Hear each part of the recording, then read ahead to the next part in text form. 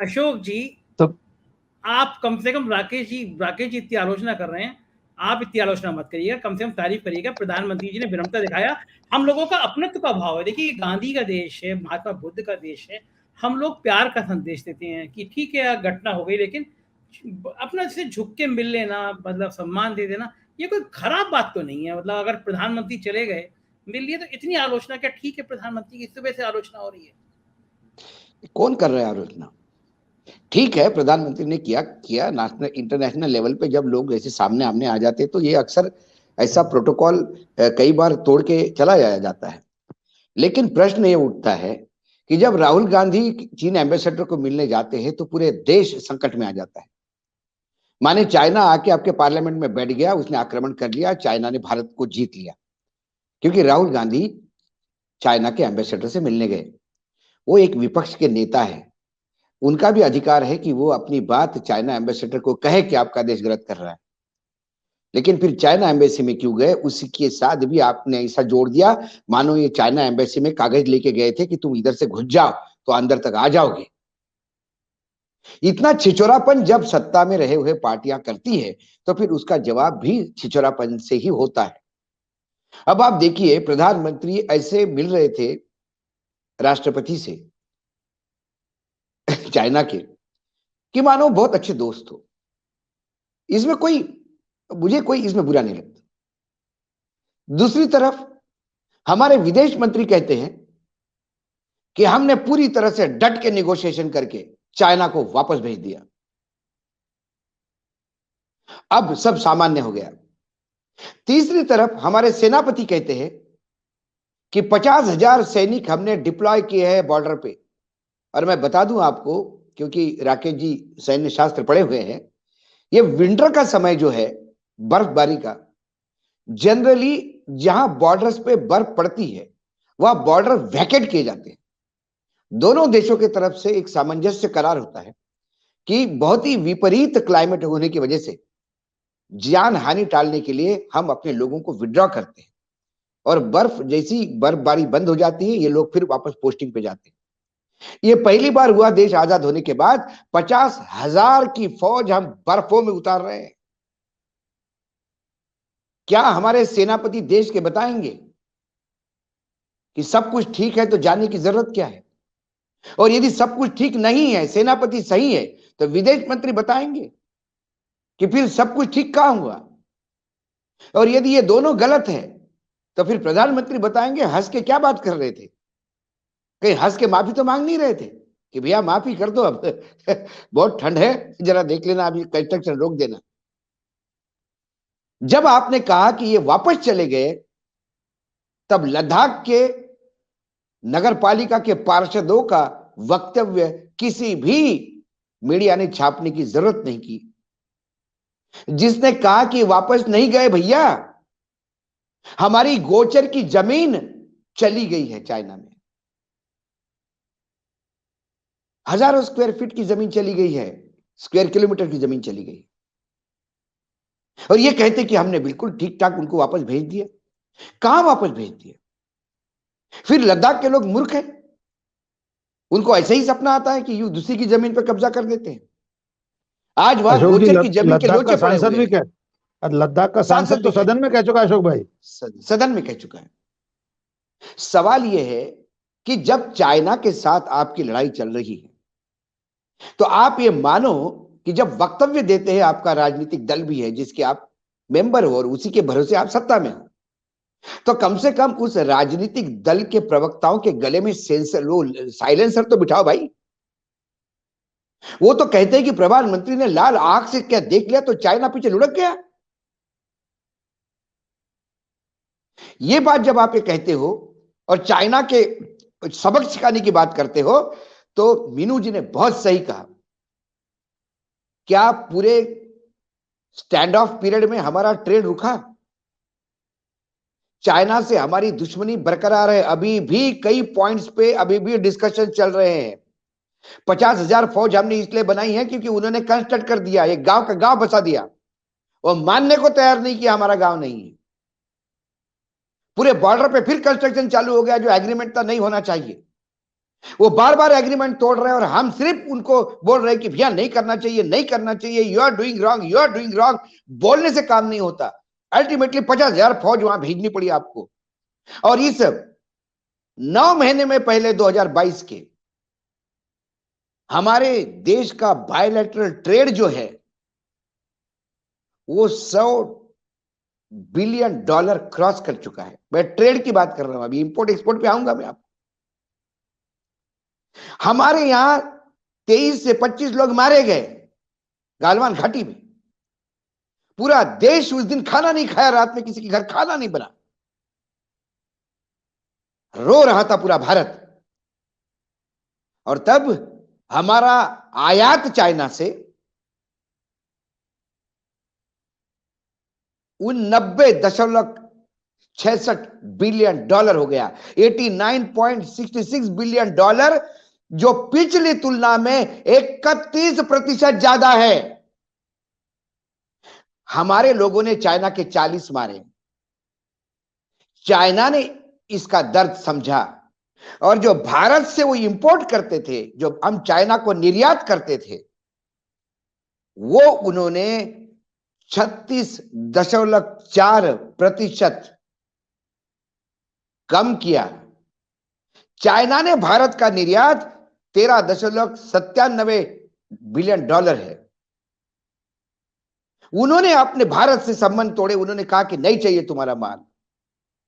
40% से गिरावट आ गई हमारे माल उनको भेजने में और उनका माल हमसे लेने में। और हम 31% माल हाथ जोड़ के बढ़ा के ले रहे हैं। और हमारे यहां संघ के लोग कह रहे हैं कि स्वदेशी मूवमेंट चलाओ, चाइना का बहिष्कार करो। ये चाइना का बहिष्कार दिवाली के दिन अयोध्या में दिए जला के नहीं होगा Sanjay ji. Substitute, make in India, break in India, fake in India, ये नहीं चलेगा। मेक इन इंडिया के तहत क्या मेक इन इंडिया होता है ये देखना होगा। इंडस्ट्रियल आउटपुट बढ़ता है कि नहीं बढ़ता है ये देखना होगा। नए स्टार्टअप आ गए इसकी बात होती है, पुराने स्टार्टअप बंद हो गए इसका आंकड़ा भी देना होगा। भयानक हमने एक्सपोर्ट में सर्च किया, we have export, increase the export. ऐसी घोषणा देने वाले आज शर्मसार होना चाहिए। अभी एक्सपोर्ट के आंकड़े आए, भयावह है। अशोक जी एक सेकंड, ये मैंने मेकिंग इंडिया तो सुना था, ये फेकिंग इंडिया क्या है? नहीं, मेक इन इंडिया, उसके बाद ब्रेक इन इंडिया और फेक इन इंडिया। फेंका इंडिया में फेंको। अच्छा, वो फेंको जिसको कहते हैं। फेको शब्द बड़ा चलती है, आपको लगा मैं आपने फेको कुछ नया शब्द इजाद कर दिया क्या? नहीं तो फेंका ही जाता है ना, मन की बात में फेंका जाता है, आंकड़ों में फेंका जाता है, भाषणों में फेंका जाता है। अभी कर्नाटक में बोल आए कि मैंने अभी ये ट्रेन शुरू की है बनारस से कर्नाटक की। खारगे साहब सर खुजा रहे थे कि मैंने ट्रेन चालू की, वो कहां गायब हो गई, कौन से स्टेशन में रह तो नहीं गई, पता पड़ा साइड ट्रैक में पड़ी है। कब तक आप उधार के सिंदूर पे जियोगे यार? दूसरे के विधायक लेके सरकार बनाओगे, दूसरे के कामों का क्रेडिट लेके अपना डंका बजाओगे, गलत फोटोग्राफ, फेक फोटोग्राफ जोड़ के अपने को महिमा मंडित करवाओगे, फोटोशॉप करके महिमा मंडित करवाओगे। कब तक करवाओगे ये बात? इसलिए मुझे आज ये बवाल क्यों उठा? बवाल इसलिए उठा कि एक नॉर्मल प्रक्रिया है। चलो उठ के भी चले गए, वो आए हैं भाई, अब सदारत है आपके पास। सही कहा राकेश जी ने, आप प्रेसिडेंट हो आप G20 की, तो G20 के प्रेसिडेंट होने के नाते सभी मेंबर्स को साथ में लेके चलने का आपका कर्तव्य है। तो आज ही आपके हाथ में बैटन आया है, सामने चाइना के प्रेसिडेंट मिल गए तो आपने उनसे शेक हैंड किया, खड़ा हो गए, चलो ठीक है। लेकिन इसको महिमा मंडित करना, इसको भी बताना कि बहुत बड़ी इमेज है। जब आप बताने जाते हो तो सच्चाई सामने लाने के लिए भी तो लोग बैठे हैं यहाँ पे। सभी गोदी मीडिया तो नहीं है इस देश में, मीडिया तो जिंदा है ना अभी संजय जी। अभी बहुत सारे पोर्टल्स 4 PM जैसे है कि जहां आज भी सच्चाई की बात बोलते हैं और लोग लाखों में देखते हैं।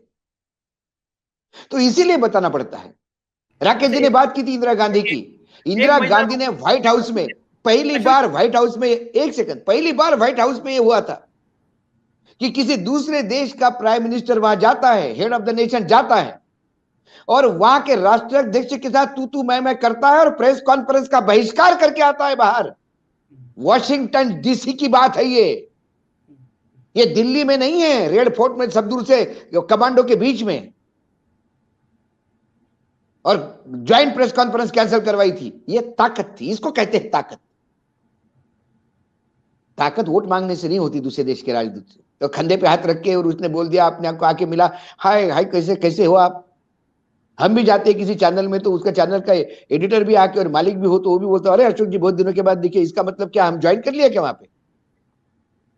एक शिष्टाचार होता है और एक कूटनीति होती है।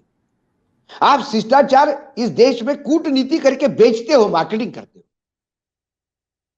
शिष्टाचार से कभी कूटनीति नहीं चलती।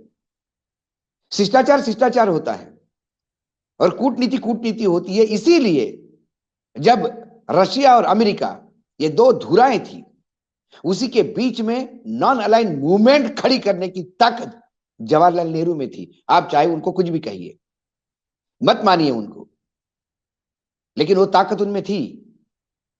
उन्होंने देश के कंज्यूमर बेस के भरोसे नहीं किया कि मेरा देश इतना बड़ा है कि यार हर मल्टीनेशनल को यहां आना है तो सारी कंट्रीज मेरे सामने आ जाएगी। आज आप अपनी पॉपुलेशन बेचते हो, आज आपकी देश की क्रय शक्ति वो बेचते हो। आपके सामने बड़े बड़े देशों के लोग इसलिए आते हैं, आपसे डरते नहीं। उनके कंपनियों का बहुत बड़ा कंज्यूमर बेस भारत है। भारत ने मैगी खाना बंद कर दिया तो कंपनी में ताले लग जाएंगे। इसीलिए वो भारत के सामने नतमस्तक होते हैं। लेकिन क्या सिक्योरिटी काउंसिल में आपको परमानेंट जगह मिली है? यदि आपके इतने अच्छे संबंध है कि लोग उठ उठ के आपके पास आते हैं और गले लगते हैं, तो फिर यूनाइटेड नेशंस में हम क्यों अलग पड़ते हैं? क्यों रशिया, क्यों चाइना कई बार भी वीटो लगा देता है और आप चुप रहते हैं? क्यों पाकिस्तान को फिर सैनिक सहायता शुरू हो जाती है और हम देखते रह जाते हैं और घर में ही बोलते कि ये ठीक नहीं कर रहा अमेरिका? औकात होती तो आप प्रेसिडेंट से बात ही नहीं करते अमेरिका के। I don't want to talk to you, you are helping my enemy. आप हमारा बैलेंस बिगाड़ रहे हैं साउथ ईस्ट एशिया का। इतनी ताकत है नहीं आप में, क्योंकि इतनी समझ भी नहीं आप में। इसके लिए पढ़ने लिखने वाले लोग भी चाहिए। संजय, सिर्फ एक डिग्री आपको एंटायर पॉलिटिकल साइंस से होने से पॉलिटिक्स नहीं समझते। अशोक जी बहुत अच्छी बात बताऊं आपको, मैंने अभी तक किसी से जिक्र नहीं किया इस बात का। मैंने चाइना के ऊपर, हमारे यहाँ एक रिपोर्ट आई, हम लोगों ने विधिवत स्टडी करी, बहुत इंटेलिजेंट आदमी ने रिपोर्ट करी। हम लोगों ने दिखाया कि कितना नक्शा था पहले पूरे भारत का, क्या स्थिति है, और बिल्कुल फैक्ट के आधारित रिपोर्ट थी। लेकिन चीन के नाम पर सरकार को बहुत डर लगता है, गलवान घाटी के नाम पर सरकार को डर लगता है। और आप जानते हैं कि सच सामने ना आ जाए तो सरकार की तरफ से बाकायदा सूचना प्रसारण मंत्री की तरफ से यूट्यूब को चिट्ठी लिखी गई कि हमारा चैनल प्रतिबंधित कर दिया जाए। यूट्यूब ने हमसे पूछा कि मामला क्या है। फिर अनुराग ठाकुर जी ने 10 चैनलों की एक लिस्ट जारी करी, आपको याद होगा, उसमें हमारे चैनल का नाम था। वो सिर्फ इसलिए था कि हमने गलवान घाटी की बात करी थी। ये कहा कि ये राष्ट्र विरोधी बातें कर रहे हैं। तो ये स्थिति, अगर हम आज डिबेट कर रहे हैं तो हो सकता है ये डिबेट भी यूट्यूब पर रिपोर्ट की जाएगी। संजय जी, फिर हम अभी भी कह रहे हैं ना, राकेश जी ना मीनू जी ना, हम सब ये कह ही रहे कि हाथ मिलाना कोई बड़ी बात नहीं है और इसको एक शिष्टाचार के नाम से हम चला जाते हैं। लेकिन हम हाथ मिलाए तो शिष्टाचार, आप मिलके आए तो व्यभिचार, ये नहीं होना चाहिए। फिर वो स्पेस सभी को देना चाहिए। इस देश में यदि मैं पत्रकार हूं और मुझे एक्सेस है पाकिस्तान एम्बेसी को, और मुझे ऐसा लगता है कि एम्बेसडर से मेरी बात हो सकती है, तो मैं जाके बोल सकता हूं कि आप गलत कर रहे हैं। यह अधिकार है मेरे को बोलने का। लेकिन मैं एम्बेसी में जाते से ही मैं देश बेचने के लिए जाता हूं, और आप जाते हो तो देश को बचाने के लिए जाते हो। यह परिभाषा आपको बदलनी होगी, सभी को लेके चलना होगा। और इस देश ने हमेशा विदेश नीति को लेके, कोई भी सत्ता पक्ष हो, अटल जी भी थे तब भी, विदेश नीति को लेके उन्होंने हमेशा सबको साथ रखा था। याद है मुझे, वो किताबें पढ़िए आप, हम तो तब थे, मतलब इस लायक नहीं थे कि हमको समझ आ जाए तब, लेकिन पुरानी किताबें पढ़ते हैं तो इंदिरा गांधी जब उस प्रेस कॉन्फ्रेंस को कैंसिल करके वॉशिंगटन डीसी से भारत आई, तो आने के बाद सबसे पहले उन्होंने यदि किसी से बात की होगी तो अटल जी से बात की। अटल जी को घर बुलाया और बताया कि ऐसे से मेरी बात हो गई है, मेरा झगड़ा हो गया। अटल जी को नरसिंह राव ने भेजा था यूएनओ में। हाँ, ने। और यूनाइटेड नेशन में जब अटल जी को पूछा गया था कि आप तो विरोधी पक्ष के नेता हैं, आप कैसे देश को डिफेंड करने की, उस सरकार को कैसे डिफेंड करने के लिए आए, उन्होंने कहा था कि मेरा भारत एक बाग है, विभिन्न किस्मों के फूल उसमें पैदा होते हैं, एक फूल मैं भी हूं, एक फूल कांग्रेस भी है, लेकिन जब बुके बनता है किसी को देने के लिए तो सभी फूल साथ जाते हैं। आज मैं भारत को रिप्रेजेंट करने आया हूं, तो इस बात को छोड़ दीजिए कि मेरी पार्टी क्या कहती है और कांग्रेस क्या कहती है, आज भारत क्या कहता है ये सुन लीजिए। ऐसे स्टालवर्ड नेता होते, ऐसे आज नेताओं की कमी है। हमारे यहाँ स्टेट्समैन नहीं है।